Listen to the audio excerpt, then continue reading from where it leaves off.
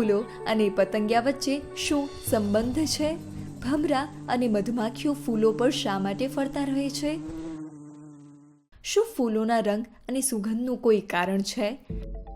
આજે આ બધા પ્રશ્નોના જવાબ શોધીશું, કારણ કે આજે વાત કરીશું પરાગનયન વિશે. પરાગનયનને અંગ્રેજીમાં પોલિનેશન કહેવાય છે. જંતુઓ અને પક્ષીઓ ફૂલોનો રસ એટલે કે નેક્ટર પીવે છે, એ તો આપણે સૌ જાણીએ છીએ. પરંતુ છોડ આ રસનો ઉપયોગ પોતાના માટે કરતા નથી. એવામાં જંતુઓ અને પક્ષીઓ માટે રસ બનાવવામાં છોડને શું ફાયદો થતો હશે?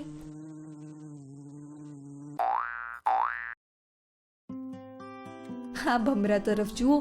ફૂલથી દૂર જવાનું નામ જ નથી લેતો. આનંદપૂર્વક રસ પી રહ્યો છે અને તેના શરીર પર ચોંટેલ આ પીળો પાવડર છે આ ફૂલના પરાગરજ, પોલન ગ્રેન્સ.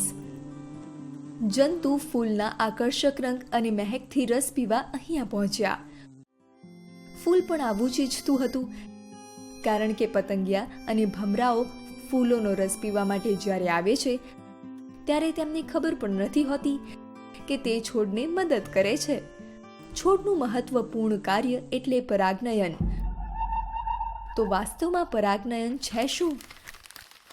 હવે આપણે તો અગાઉથી જ જાણીએ છીએ કે ફૂલો એ છોડવાઓનું પ્રજનન અંગ એટલે કે રિપ્રોડક્ટિવ ઓર્ગન્સ છે.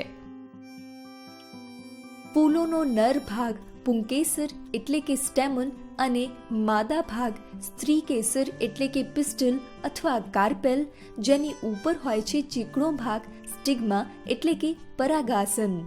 ફૂલના પુંકેસરથી સ્ત્રીકેસર સુધી પરાગરજ પહોંચવો એ જ પરાગનયન છે. પરાગનયન ખૂબ જ જરૂરી છે, કારણ કે ત્યારબાદ જ ફળ અને બીજ બની શકે છે.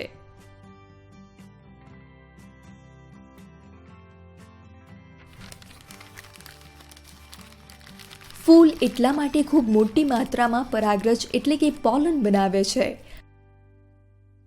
પરાગરજ એટલા નાના હોય છે કે તે સૂક્ષ્મદર્શક યંત્રથી જ દેખાઈ શકે છે. તેમનો આકાર અને પ્રકાર સાવ અલગ જ હોય છે. કેટલાક તો એટલા બધા હલકા હોય છે કે જેઓ હવાની સાથે જ ઉડી જાય છે. હવાથી પણ પરાગનયન એટલે કે વિન્ડ પોલિનેશન ઘણી સરળતાથી થાય છે. કેટલાક છોડમાં પરાગનયન પોતાની જાતે જ થઈ જાય છે. એક જ ફૂલના પરાગરજ તે ફૂલના પરાગાસન પર અથવા તો એ જ છોડના બીજા ફૂલના પરાગાસન પર સ્થાપિત થાય છે, તો તે સ્વપરાગનયન એટલે કે સેલ્ફ પોલિનેશન છે. પરંતુ કેટલાક છોડમાં પરાગરજ કોઈ બીજા છોડના ફૂલ પર જઈને પડે છે, તો તે હોય છે પરપરાગનયન એટલે કે ક્રોસ પોલિનેશન. પરાગનયનના ચેમ્પિયન જો કોઈ હોય તો તે છે જંતુઓ, પતંગિયા, ભમરા, મધમાખીઓ. એટલા માટે તેને કહેવાય છે જંતુ પરાગનયન, ઇન્સેક્ટ પોલિનેશન.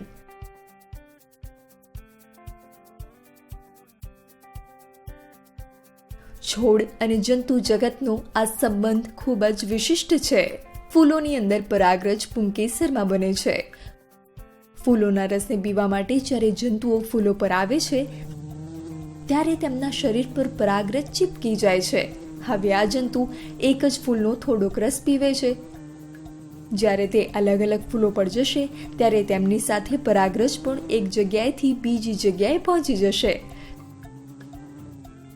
જંતુઓ ફૂલોને મદદ કરશે અને તે પણ આ વાતથી એકદમ અજાણ રહીને. પરાગરજ નર કોશિકાઓ છે.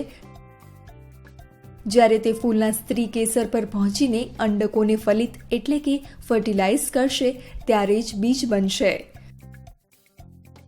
દરેક પ્રાણીની જેમ વૃક્ષ અને છોડને પણ પોતાની સંખ્યા જાળવી રાખવા માટે પ્રજનન કરવું અને નવા બીજોને બનાવવા જરૂરી છે. એટલા માટે પરાગનયન ખૂબ જ જરૂરી છે. તો હવે ખબર પડી ને કે વૃક્ષ અને છોડ રસ બનાવવા માટે પોતાની ઉર્જા કેમ વાપરે છે અને કેમ બનાવે છે ફૂલોના વિશિષ્ટ રંગ, રૂપ, વ્યવસ્થા. અલગ અલગ રંગો અને સુગંધવાળા ફૂલ જંતુઓ અને પક્ષીઓને આકર્ષિત કરવા માટે જ હોય છે.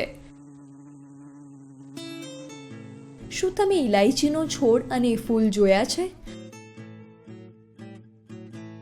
આ ફૂલ તો માની લો કે જંતુઓને બેસવા માટે વિમાનની પટ્ટી બનેલી હોય.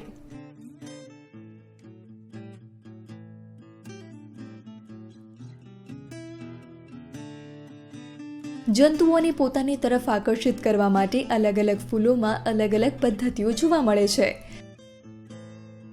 અને આ જ રીતે જીવજંતુઓ, પક્ષીઓ અને ફૂલોનો રસ પીવાવાળા અન્ય પ્રાણીઓ પણ આ કામ કરવા માટે ટેવાઈ ગયા છે.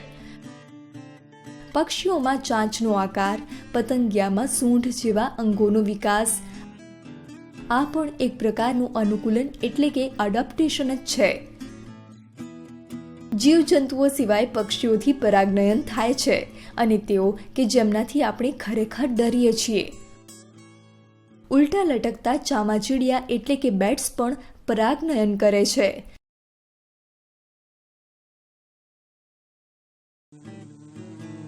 આપણી ચારેય બાજુએ પરાગનયન થાય છે અને તે ખૂબ જરૂરી પ્રક્રિયા છે. આપણી ધરતીની હરિયાળી અને ખુશી તેના પર ટકેલી છે.